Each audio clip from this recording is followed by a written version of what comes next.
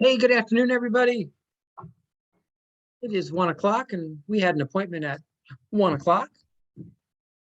It's good to see you all. Hope you are well.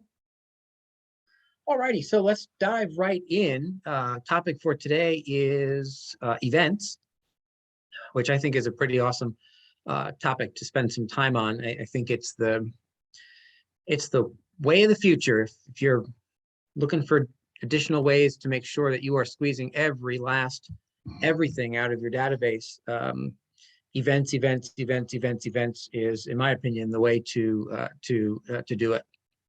So let's start. Does anybody have any? Kind of want to get a feel for the room. Anybody have any questions you want to make sure that you ask today? Anybody have any statements they want to make about anything they want to be certain that they learned today? Any topics you want to make sure that we discuss specifically around events?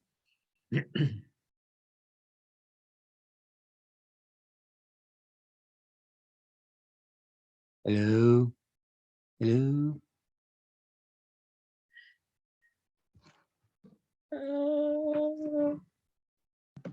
So, ideas for events. I'll jump in. Nothing in particular, but would love to hear what other people are doing and just get some ideas and everybody's thoughts on what they're doing and best practices and things.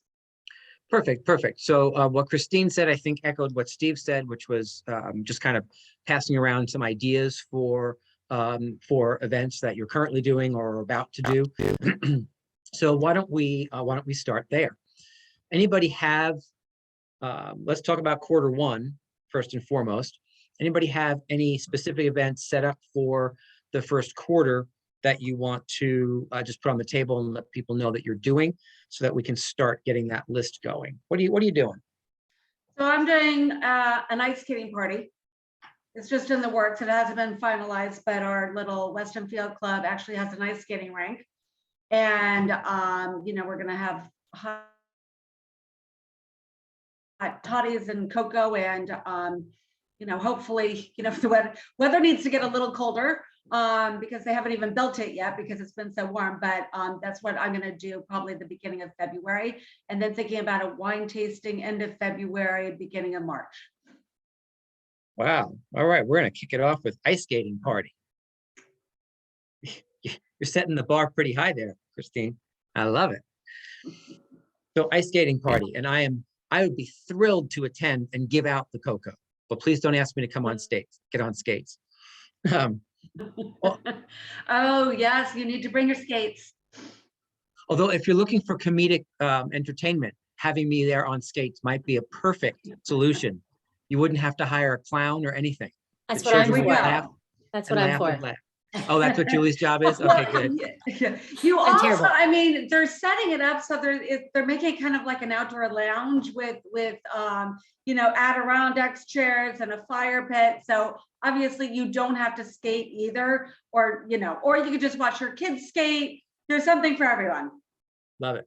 And so just to stay on that for a second, it sounds to me like the idea is simply have people show up, kind of have a hot beverage and mix and mingle. It gives you an opportunity to be the reason that people are coming and mixing and mingling, as well as keeping your name and face front and center. Yes?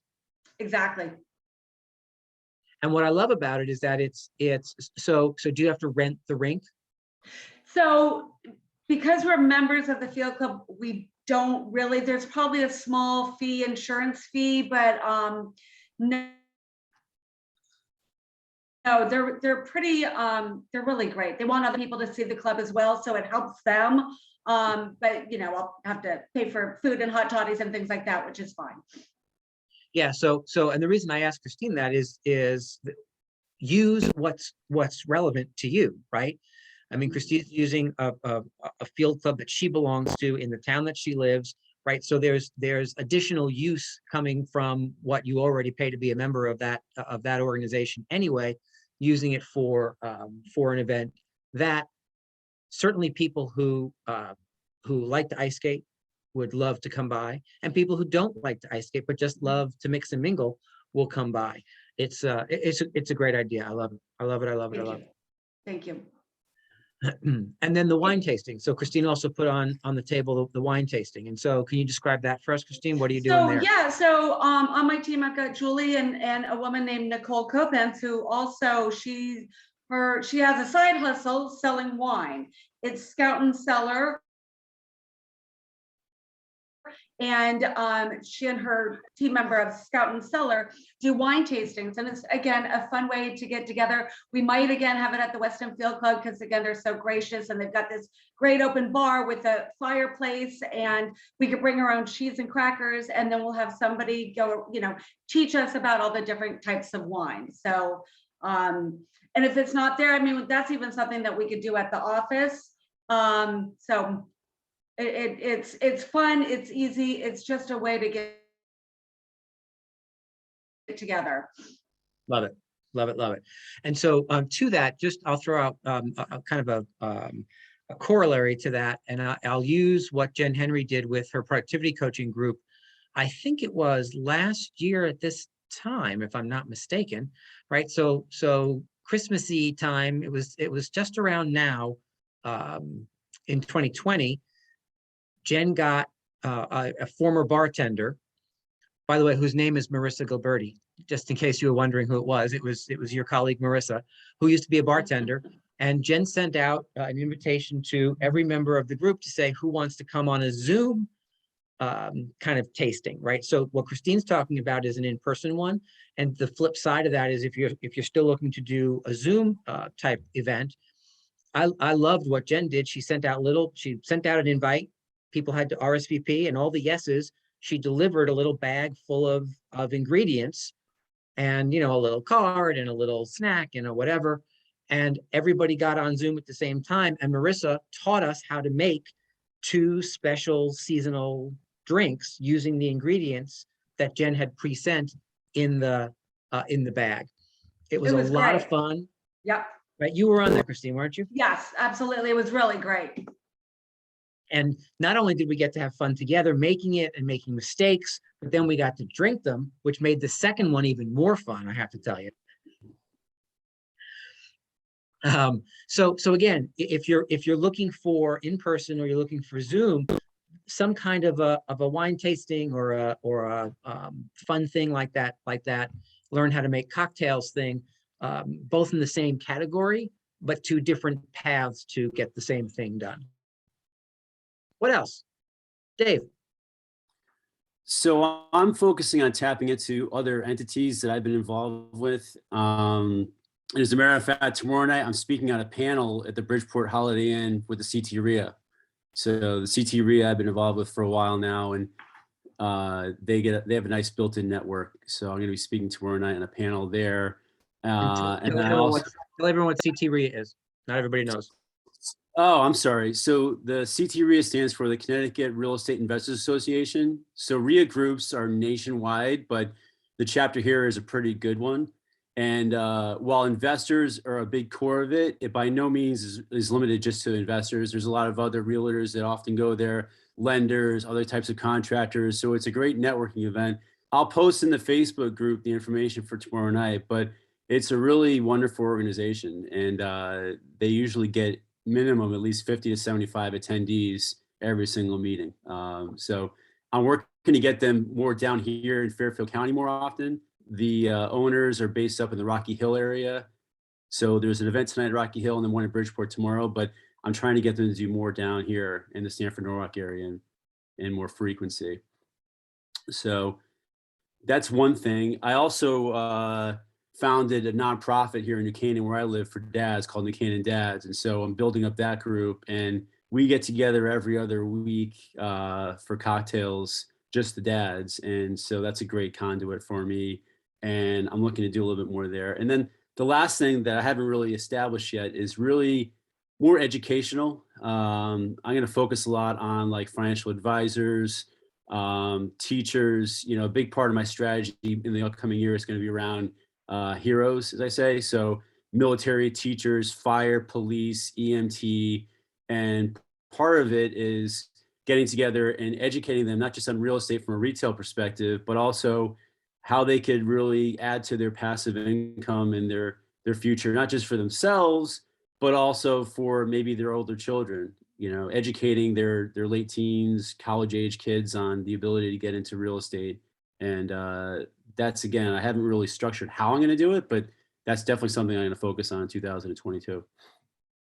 Brilliant. I love it. And so just to recap what Dave said, speaking at industry events, right? Find out what events are local to you, and figure out where you might have an expertise, right?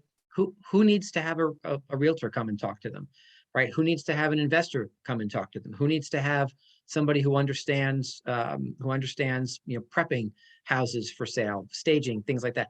Wherever your passion and perhaps your expertise lies, somebody's looking for a guest speaker. And I love the fact that that Dave's raising his hand and saying, you know what, I have something to say about that.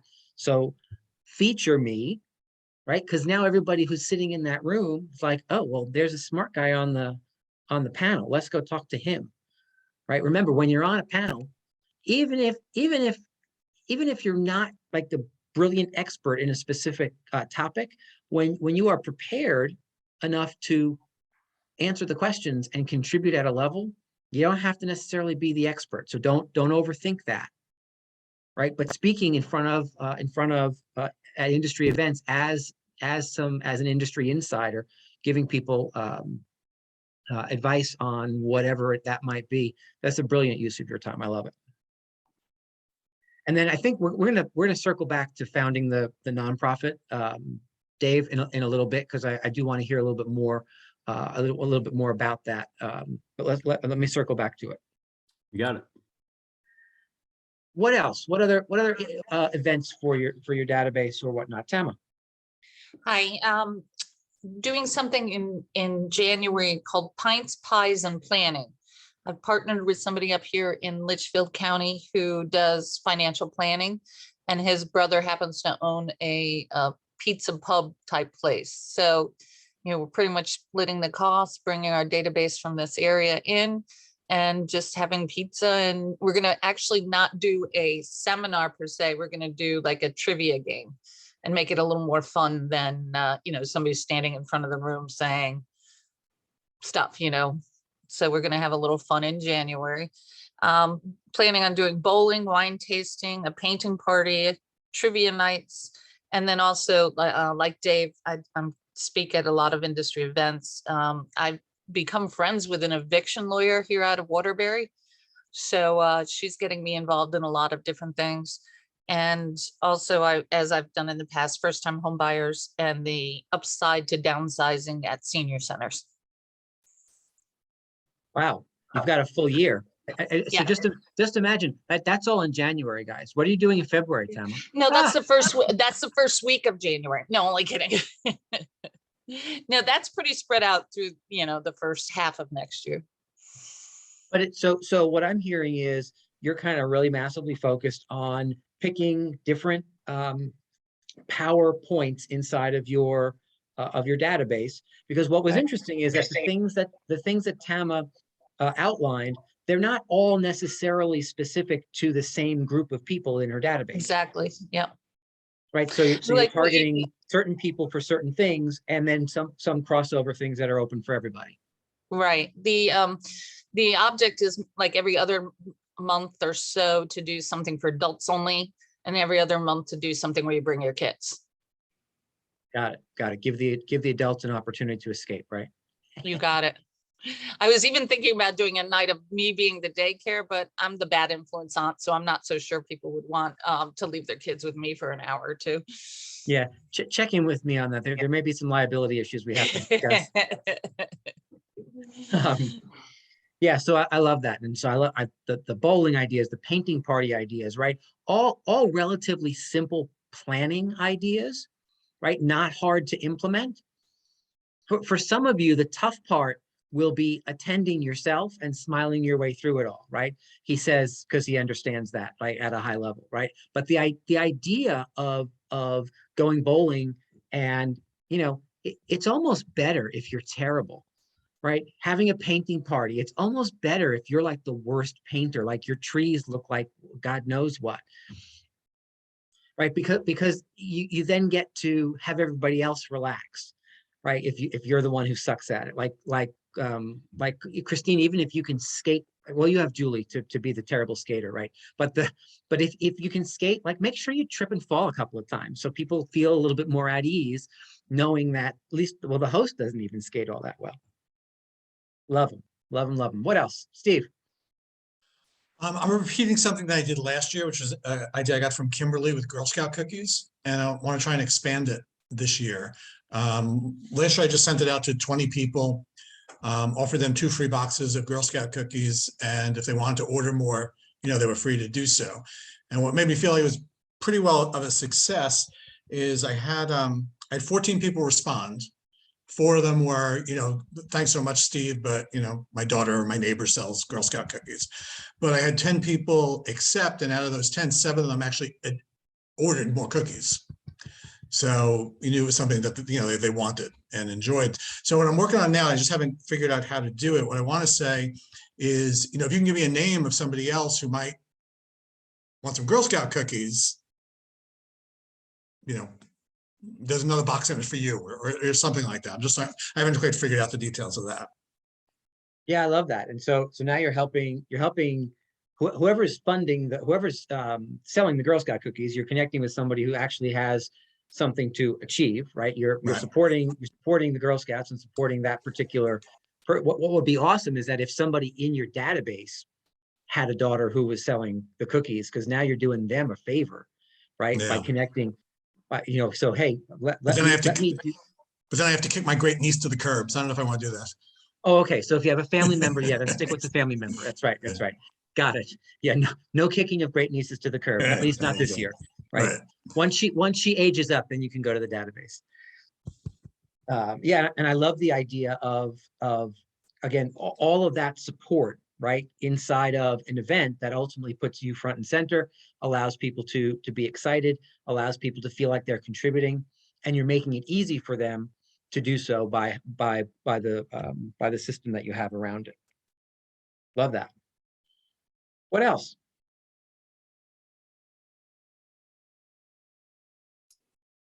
I have a question. Yes, Julie.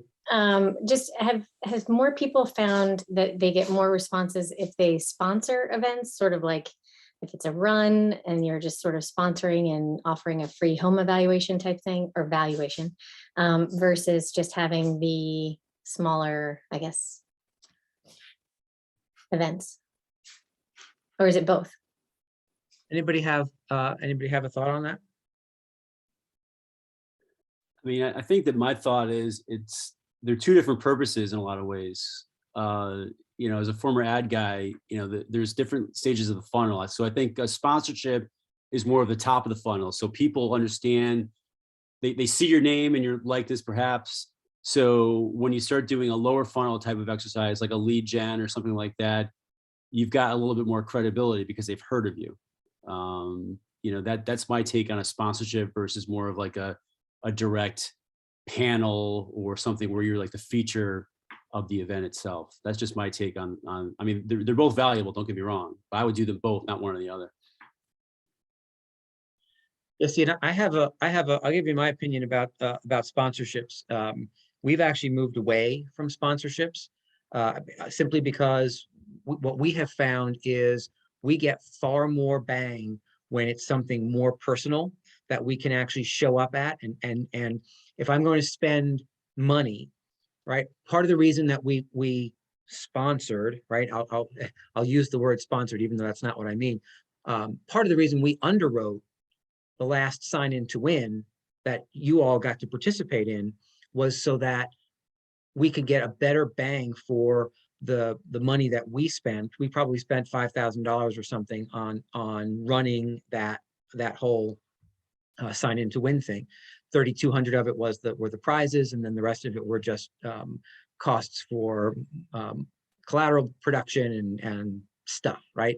And so that $5,000, I know what $5,000 can buy me from a sponsorship of an event where my name just the Keller Williams name gets stamped on something. I just find more and more that fewer people pay attention to the stamp of a name, it to me, it perpetuates the myth that, oh, big companies have a whole ton of money, and so therefore, they go ahead and just sponsor stuff. And I don't love the message that sends. I'd rather get really on purpose about getting to each of the people in our databases in a more personal and specific way than just some, we used to be a sponsor at the Ridgefield Playhouse, and we used to be a sponsor at this and that and the other thing. And at some point, yes, it's name recognition. Except what I personally experienced was it's name citing that didn't always turn into name recognition long term. Whereas if I could get really specific and in somebody's face and say, here's what we're doing and here's how it benefits you directly, I got more bang from that, short and long term. So just my 2 cents on it. What else? We don't sponsor much either anymore, individual, like sporadically. I used to sponsor the Westport baseball team because my son was on it, and it was like year after year after year, and you see those people all the time. So that's when I sponsor those kinds of things. Yeah. But otherwise, somebody will ask me to put my name in a book or put my name on a golf cart or something. I don't think anybody's going to call me from that. So I typically don't do it. Yeah, and what Dave said is right. It's 2 different things. Like those are 2 separate conversations, right? You can be a sponsor of stuff if you choose to use your money that way. The events is just is a more personal approach, and you get faster recognition for the events that you do, for the people who attend and the people you invite, than you do just kind of long-term marketing. You know what it is to me? Sponsorship is marketing, events is prospecting. And so if you want to go right back to the MREA, you're having a conversation around marketing versus prospecting. And so do you have a business that is prospecting based, marketing enhanced, or do you have a business that is marketing based and prospecting enhanced, right? They're both valid means of growing a business. One has different results and one costs different than the other. It's kind of the main difference. What else? What other ideas do you have? I'm loving these ones so far. What else are you doing, or what else do you want to do? We're going to do an open house since we moved our office from one end of the building to the other come February. And we're going to invite all of you, of course, but not everybody knows that we've moved. I love that. Yeah, that'll be nice. Everybody gets to see the office, and anybody can come stop by for a little while, and it's not a huge commitment of time. Yeah. On either part. Spectacular. I love it. I love we've got March coming up. So March 14th. I'll steal from Len Schwartz from last year. He did Pi Day on the 14th, 3.14 pi, get it? And he just translated pi into pizza pie.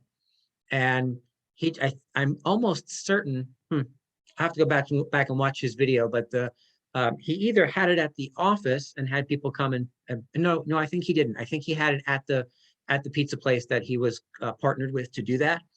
And he would have people kind of do a drive up and delivery of a free pizza that day. So he invited everyone to come from his database between 5 and 7. He hung out at the pizza parlor. They had to RSVP ahead of time, so the pizza parlor knew how many pizzas to make. And as they came up, bing, bam, boom, pizza, pizza, pizza, pizza, pizza. Not terribly expensive. He got a great deal from the pizza parlor, and had a great response from his database. Kimberly, I think somebody said ice cream social. I think Tama said ice cream social as well, right? Kimberly did one of those last year as well in the summer. She just hung out outside of Dairy Queen. Again, partnered with Dairy Queen, had a conversation around what that would look like, told her clients to come between 1 and 3 on a Saturday with their kids, and whoever showed up got a little ticket, had a conversation, got a little ticket, went and got the ice cream, hung out with Kimberly outside the Dairy Queen for as long as it took to eat the ice cream. And then Dairy Queen only billed her for the number of tickets that they turned in. So, making things simple where you don't have to do all the cooking, or you don't have to worry about providing the product or whatnot, where somebody else does that for you. That's just leveraging some of your money.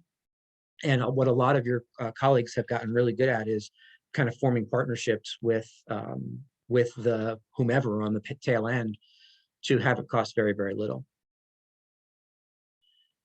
One of your colleagues, for those of you who know Chris Grass, he did something the 2 years ahead of the pandemic. He hasn't done it since, but now that people are getting back to movie theaters, it may not be a bad idea. And I loved what he did. He partnered with the movie theater in Wilton, and he ran an event for his database. He partnered with the movie theater in Wilton, as well as a friend of theirs who runs some kind of nonprofit, some kind of charitable organization. I don't remember what the charity actually is, but the whole idea was the movie theater and the charity were kind of partners with him in the middle. He went push it out to his database, saying we're doing a fundraiser for this charity. By you buying tickets for this movie, you get, so the movie theater gave him a special deal, right? So for, I don't know, $20, you got 2 tickets, a popcorn and 2 sodas or something like that. Whatever the deal was. And what he did was he made sure that the movie that he was showcasing was a first run movie before it had opened. So he did Avengers Endgame one year, and then the next year he did the last Star Wars movie. And people got to come on Wednesday, I think, or Thursday, when it actually opened on a Friday. So people got to see it first. Everyone was was more than willing to pay for the ticket. So he didn't have to pay for any of it. He didn't pay the movie theater.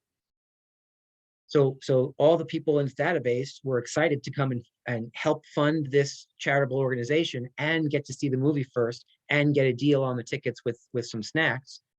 So it cost Chris next to nothing. And he filled the movie theater every time. It was awesome. I think it's a great idea, Rick. I mean, obviously with way small businesses during COVID have really been pummeled the last 2 years. I mean, anytime we can kind of like partner up with a small business and, raise the bar and drive traffic to their locations, I'm a big fan of that as well. It strikes me too, that something else that, I don't know, those of you who know, one of my coaching clients, Matt and Danielle Ronan out of the Trumbull Market Center, what they created last year was, I have to think about exactly what it was, what the parameters were. It was something that they put together that drove people to her website Facebook group. Like she has they live in Monroe, and so she focused in on Monroe, and it was all about Monroe businesses, I think specifically Monroe restaurants. And she kept driving people to her Facebook page, where she would feature one of these restaurants each week, kind of go and do a little bit of an interview with the owner, and kind of do a quick tour around the restaurant, and post the menu or a link to the menu, that kind of thing. But it was all about growing the community and making sure that people in the community knew what was being offered to them, who was open, what the specials were, all that kind of stuff. And then at the end of, 8 weeks or 6 weeks or whatever it was, featuring one of those businesses each week, she had a drawing for dinner at, I don't know if it was one of the 8, or you could pick which one you wanted to go to. I forget exactly how it all worked, but it was driving people to recognize that supporting those local restaurants in their community was also helping them recover, but at the same time driving them to her Facebook page on Monroe community, where she's the real estate representative, and they won something at the end. So I can get you more information on that, because I didn't describe it all that well, but if you're interested. But think about how you can engage the community at the same time as some of these events. What else?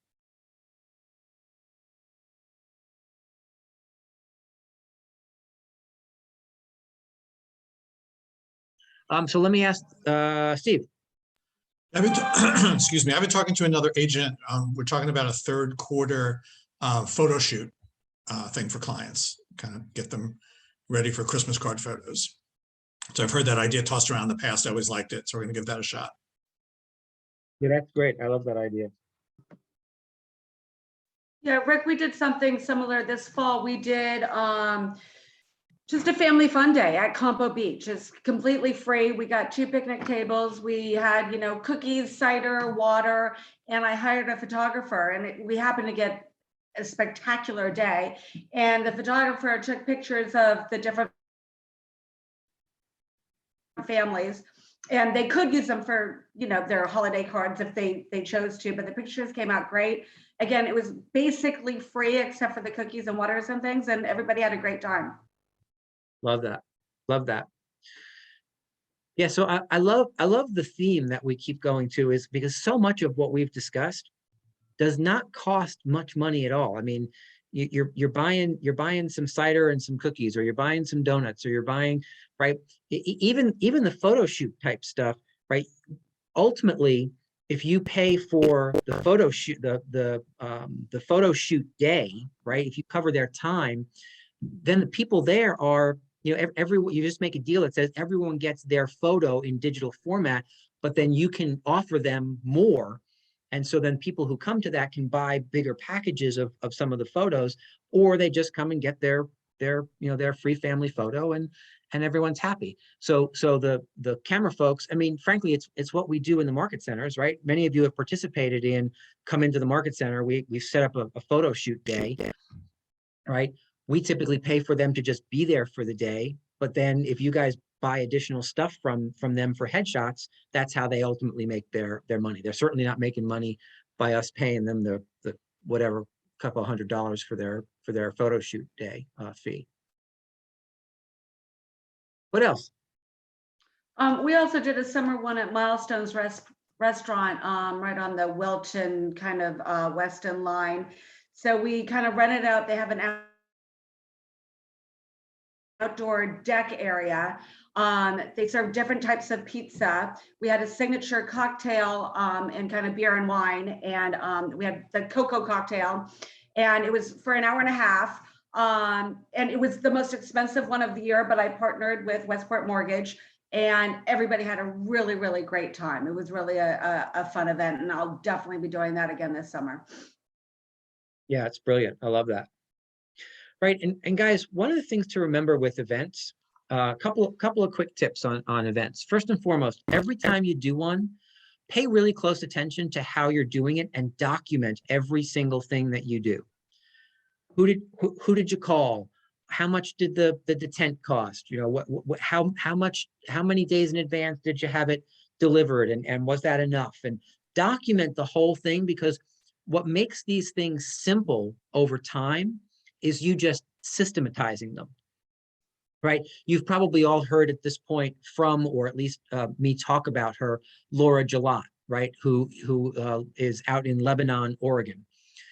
Laura owns her little small town of Lebanon. She does 16 events a year, right? She has some ridiculous market share. She just owns that town because she does 16 events a year. That's, you know, one every like 2.5 to 3 weeks. And she's been doing it long enough that they kind of run themselves, because she just has the events playbook. It's like, okay, it's January. We're doing this one at the beginning of the year, and this at the beginning of the month, this one at the end of the month. Whose job is it to kind of do that? Who did we call? And it starts to get simpler the more you do them, and the more you document it all, so that it just becomes a system you can push play on the following year. The other thing to remember is too many people judge the success of their events by how many people attend. And I would encourage you not to judge your success, the success of your event, by how many people attend. If you're touching people numerous times ahead of the event, and then touching the people on the tail end of the event itself is really just a reason for all that touch and communication. If a lot of people come, great. If not a whole lot of people come, that's okay too, right? You just get to smile and say, well, you know what? that the important people came, and I'm so glad that we had an opportunity to spend time together. Right? It's awesome when it's a nice big party, but it's also awesome when it's a nice, small, intimate group.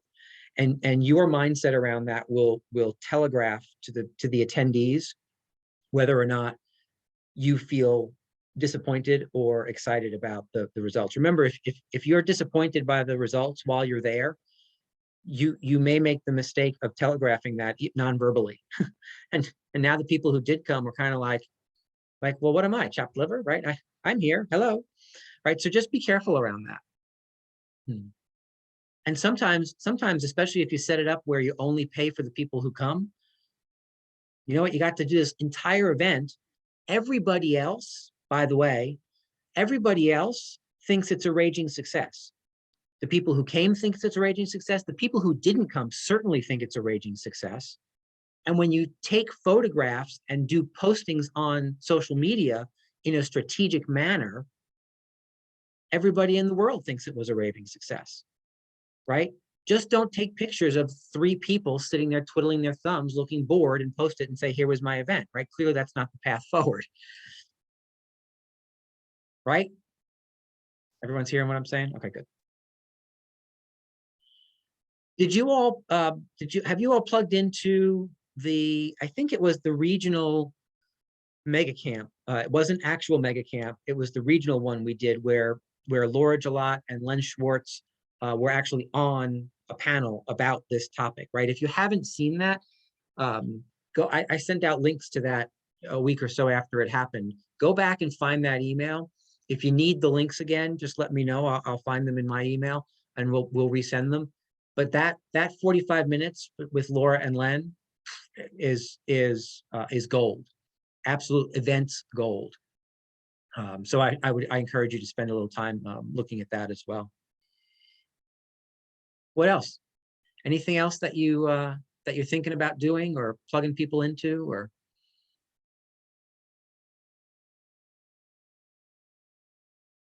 So let me ask this question, because I'll take my cue from you guys. We have 2 market center driven events that we're planning for the first quarter. The first one will be likely the 3rd week of January, probably about a month or a little bit more than a month from now. And that will be me delivering a Zoom version of a rewritten investor seminar. So if that is something that is of interest to you, that's the one that is not necessarily done for each of your databases. It's done for everybody, and everyone just kind of pushes their database to the big Zoom room.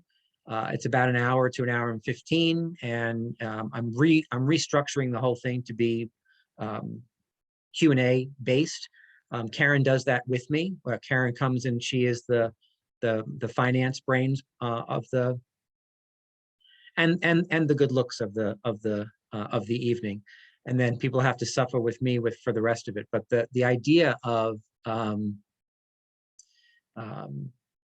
getting people to start hearing ideas about becoming investors on your behalf, is that something that you would drive your databases to?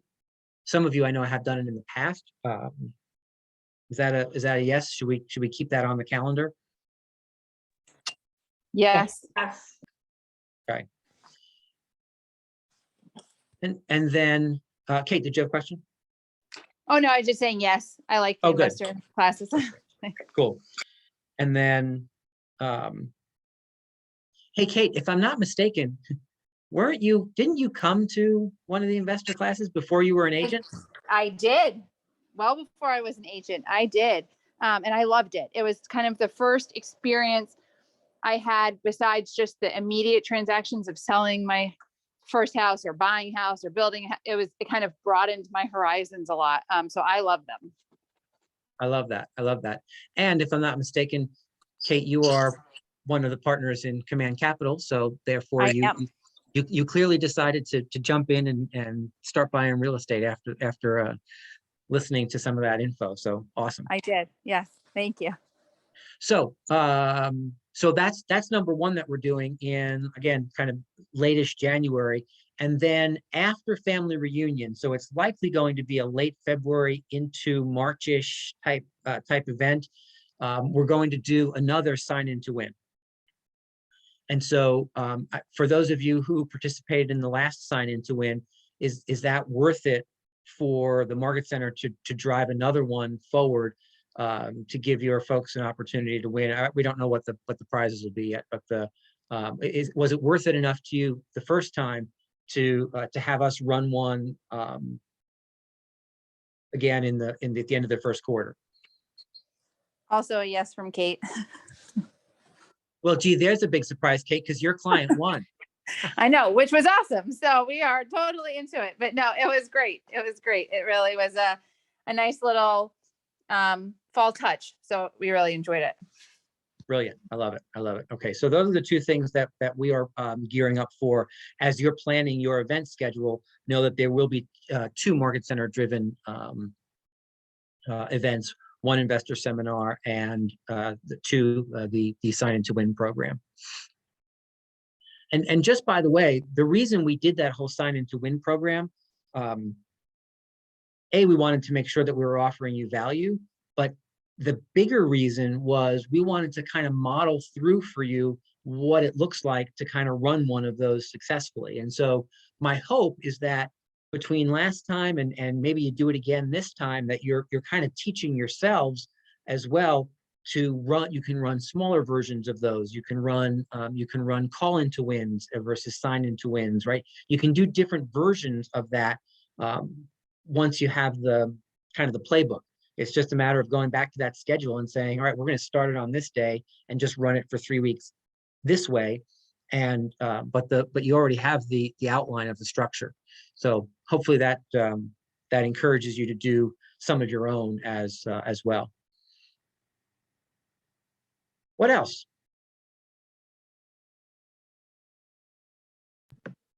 Hey, Rick, did you say that there was a date for the investor seminar? I'm sorry, I missed it.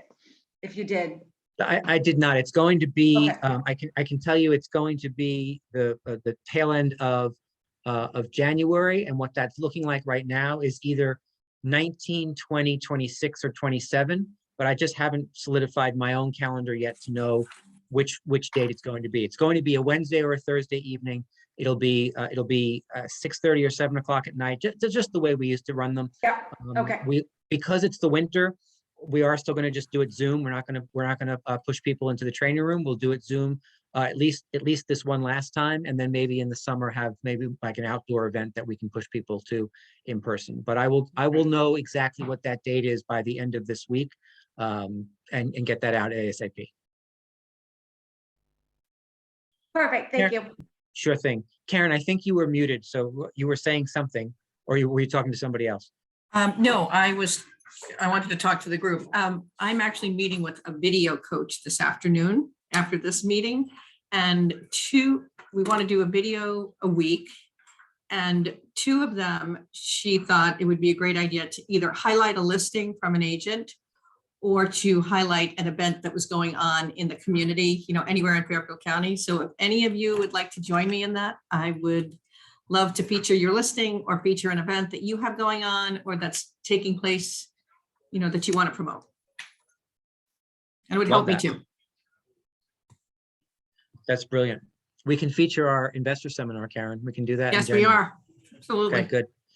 Let me know. I'll powder my nose and do my hair and make sure I'm ready. Make sure I'm ready for my close-up. Sounds good. And that reminds me of something that I think I've thrown out before, but I'll throw it out again because I think we're moving to a spot where this may be relevant again. I think for the last 2 years, people were a little bit maybe weirded out by it, but I still love the idea of being the host. And I think minimally, Tama, you have done this at least once or a couple of times. And so as I say it, if I'm right about that, let us know your results.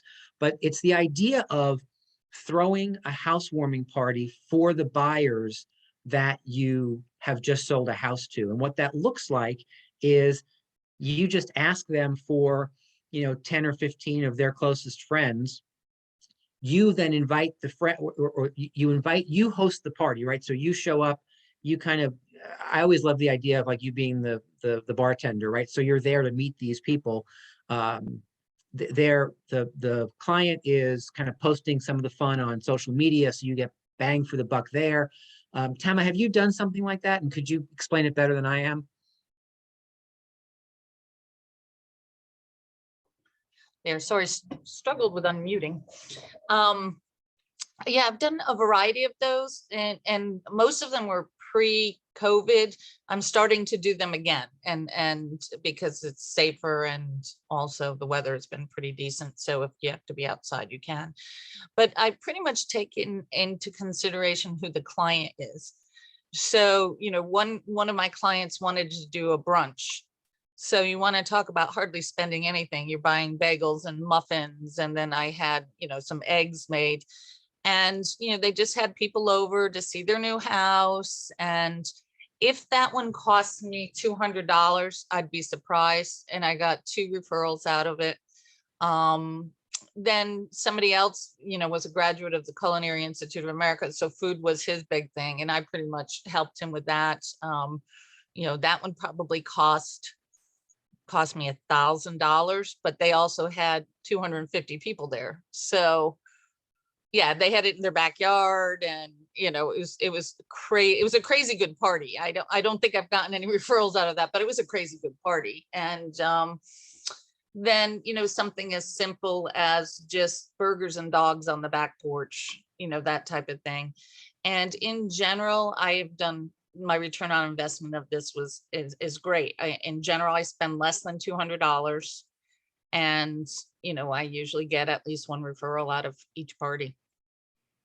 Yeah, I love it. And so, and if I'm not mistaken, you use that as your closing gift for them, right? It's one of them, you know, they don't get much more, but they get, you know, depends on the size of their party, what they get, you know? Yeah, right.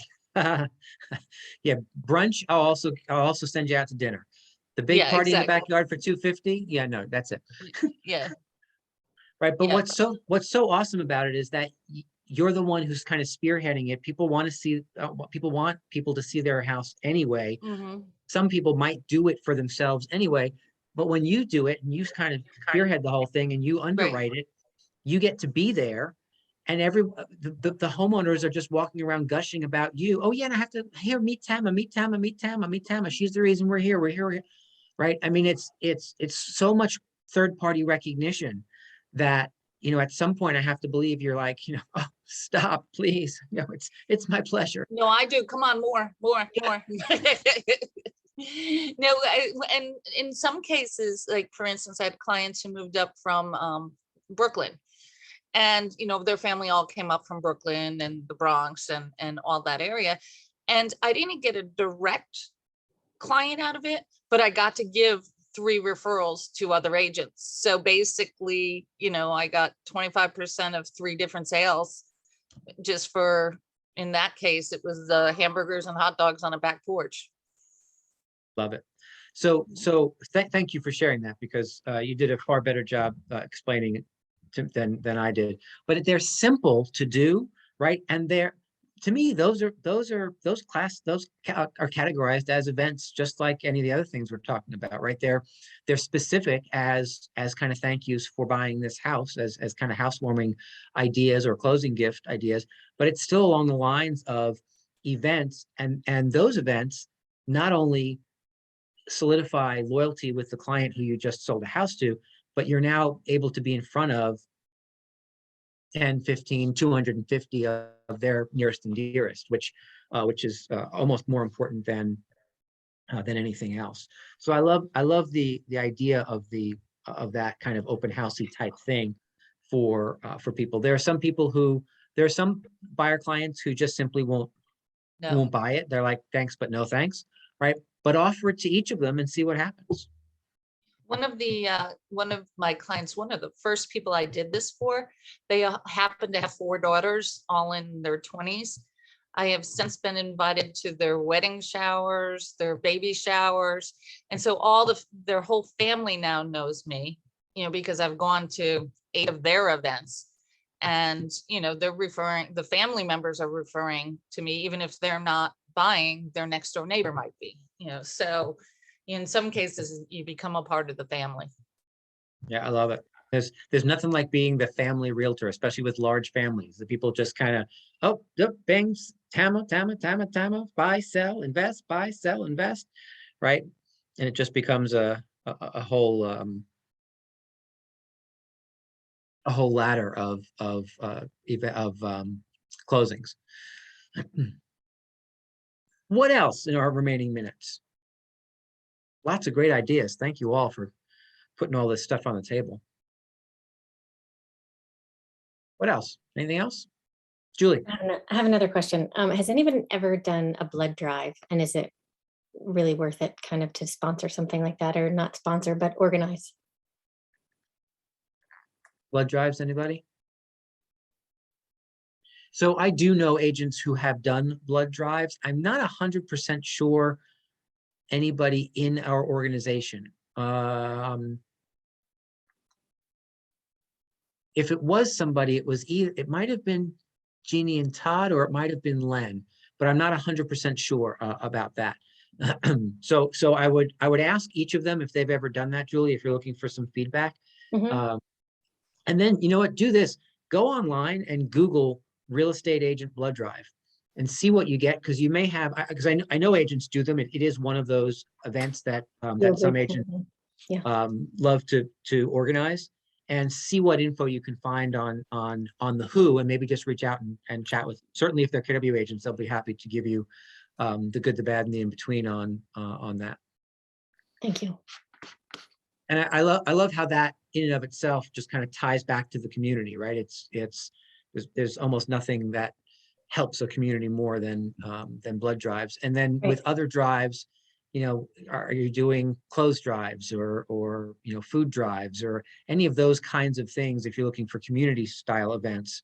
And what's kind of cool about that is you can, if you did a food drive, or somebody recently was doing a kids underwear and socks drive. I know I went to Kohl's last week to put stuff in the box for that. I don't remember who was doing that, but what's cool is you then get to organize it. You get to then go to your database and say, here's what we're doing this month, right? To assist this organization or these needy folks or you know, the community at large who are food insecure or any of those kinds of things, and involve your database in making sure that the drive is successful. So you get to have that interaction, that one-on-one. It's kind of stamped with your name as the organizer, and people appreciate the fact that you're doing something for the larger community and greater good. So What that else? was April. that. So it was Marty that organized that out of the Westport office, and Kim Trumba and I on the ALC. We're actually we have planned for the next 12 months of 2022. Every 2 months, we're actually going to do a different community organization. So January actually is going to end that kids clothing pajama drive. And then in February and March, we're going to do a winter coat drive. In April and May, we're going to do homeless shelter toiletries. We're not going to do anything in June. And then in July and August, we're doing a backpack drive. So we're hoping to kind of reach out to, you know, some elementary schools, you know, in Fairfield County that kind of need our help to do that. And then September, October, we're doing a food drive. And then November and December, we're going to do hats, scarves, and gloves. Nice. I love that. So all of that will start kind of trickling out through the KW203 Facebook page and emails and such. But yeah, we kind of did it just for that, as like an opportunity where somebody's kind of going to take control of it. But you do have like those 60 days. So you don't get around to it because life's crazy, and then you decide to, you know, get around to it a week before. And then the events that we have kind of planned. I think we're actually going to bring one of the boxes to the event on January 13th. So if anybody on the call wants to save it for that day, for the clothing drive that you just talked about.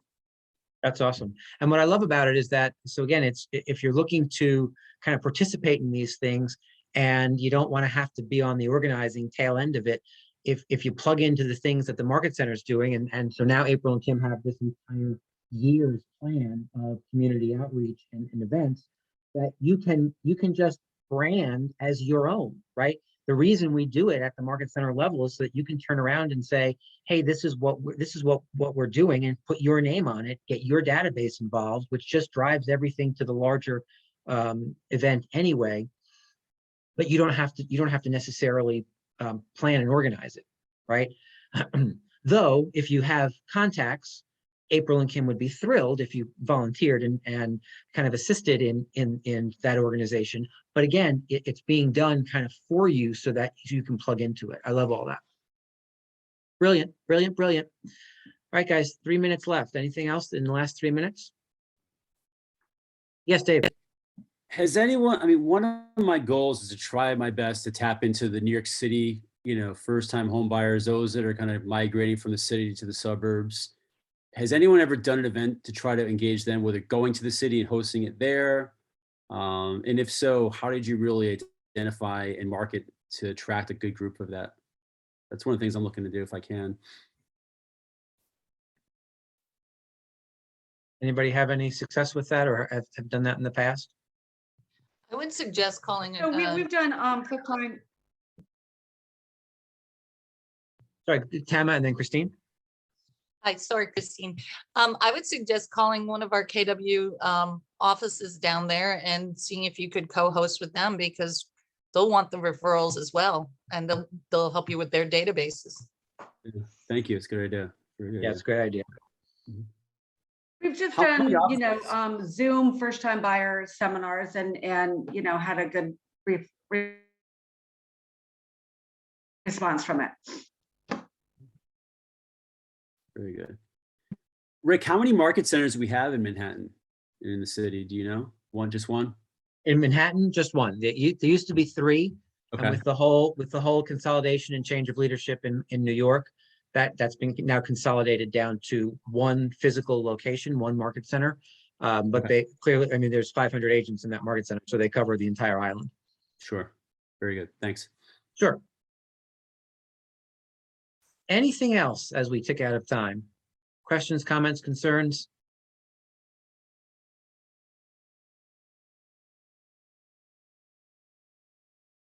All right, guys, if there's, oh yes, Tama. I was just going to say thank you. This was great, and thank you everyone else for all your energy. It's much appreciated. Yeah, indeed. Great. I took a whole page worth of notes, so I hope you all did as well. Some great ideas, and I applaud each of you for just kind of keep climbing the mountain of events, because I'll tell you what, it is the path. You want success with your database. Again, you have 2 choices. You can call and call and call and call and call, which gets boring for you. At some point, it gets boring for them.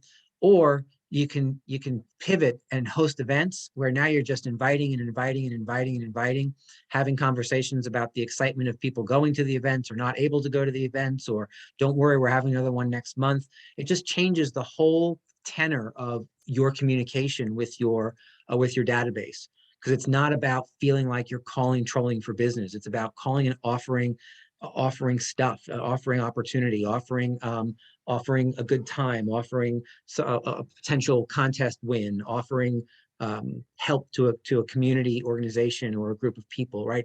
So things that people actually like to hear and like to get involved in. So if you haven't gone ahead and planned at least the first half of your year or so with events, hopefully you have enough ideas from today to go ahead and do that. Minimally know what you're doing in the first quarter, and let us know how we can help. Guys, I hope this was helpful. Have a great afternoon. We will see you soon. Bye. Thanks, Rick. Thanks, everybody.